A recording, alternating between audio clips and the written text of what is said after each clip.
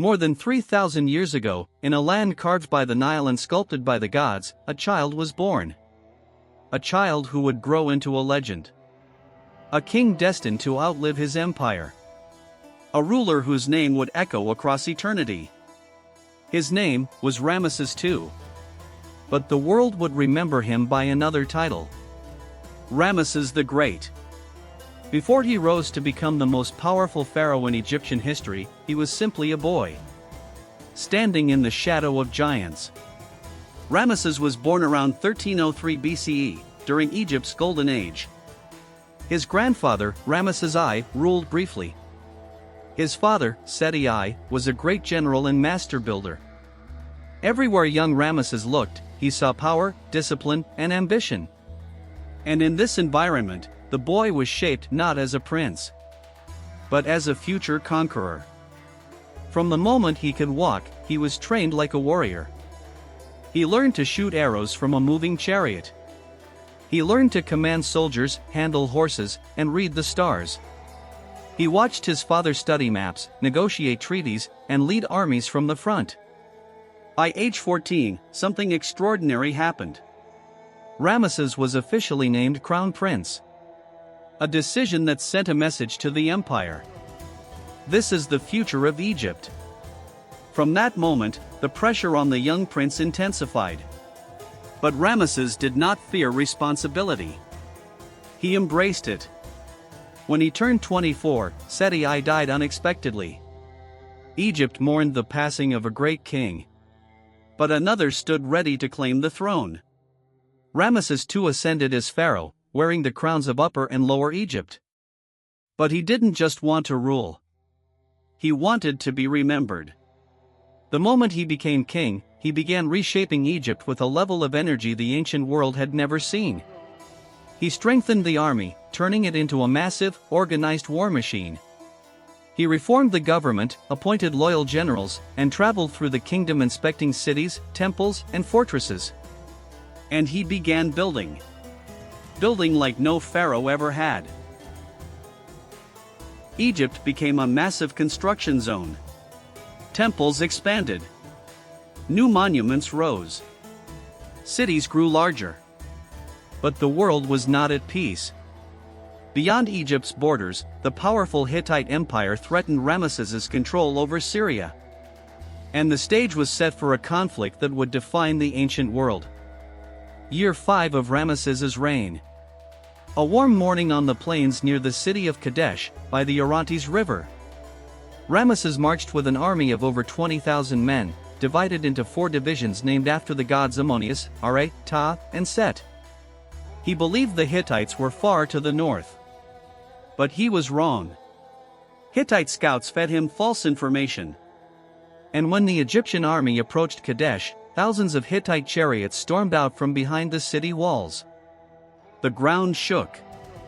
Horses screamed. Chaos erupted. Ramesses found himself nearly alone, with his army scattered and the Hittite chariots tearing through the camp. This moment, this single decision, would define his legend. Instead of retreating, instead of hiding, Ramesses climbed onto his chariot, raised his bow, and charged straight into the enemy lines. To his soldiers, it must have looked like a god descending from the sky. Ancient inscriptions carved under his orders proclaimed, "I was alone. No soldier was with me. But I fought like Montu, the god of war." Of course, he wasn't completely alone. His elite guards soon caught up. But the king's courage turned the tide just long enough for reinforcements to arrive. The battle ended in a stalemate. Neither side victorious.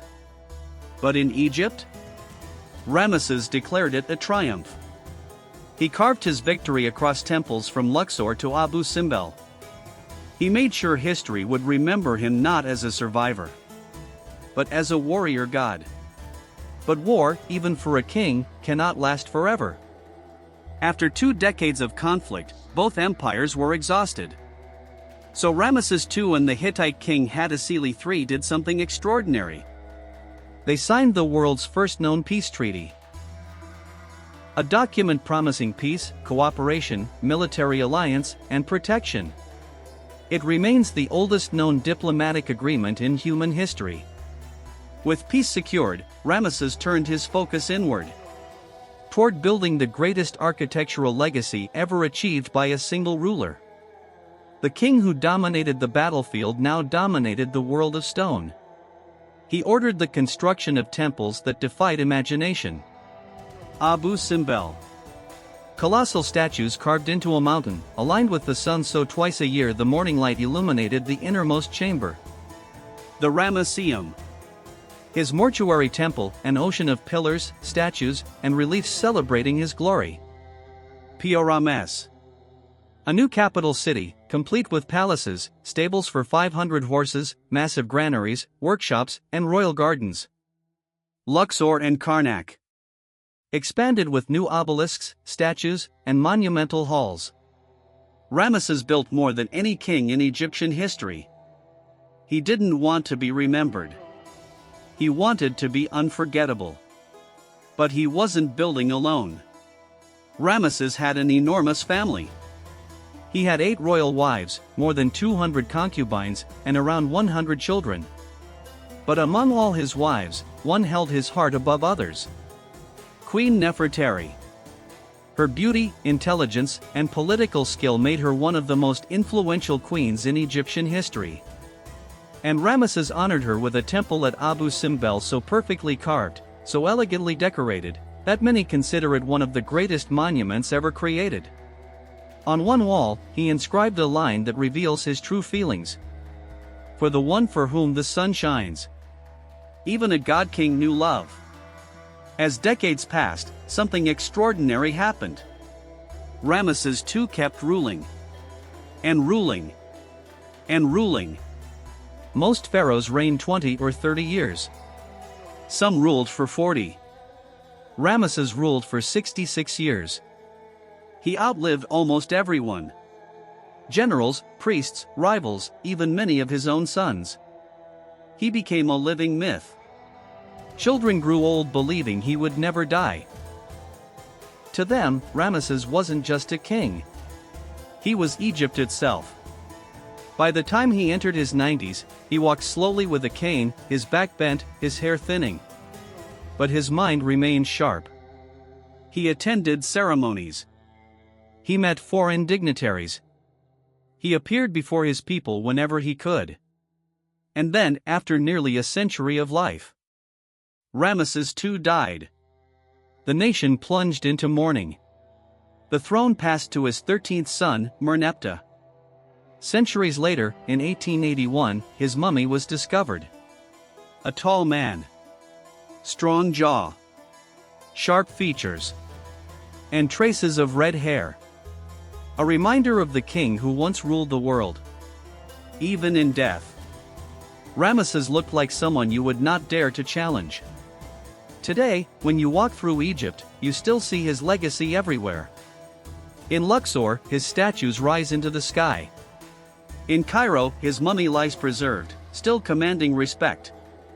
At Abu Simbel, his colossal face greets the sunrise as it has for over 3,000 years. Ramesses II didn't just build monuments. He built a memory. A presence. A legacy so powerful that time itself has struggled to erase it. He was the warrior who charged into battle alone. The builder who reshaped Egypt in stone. The diplomat who signed the first peace treaty. The husband who wrote poetry for his queen. The father of 100 children. The king who ruled for a lifetime and then some. And today, more than 3 millennia later, one truth remains. Ramesses II was not just a pharaoh.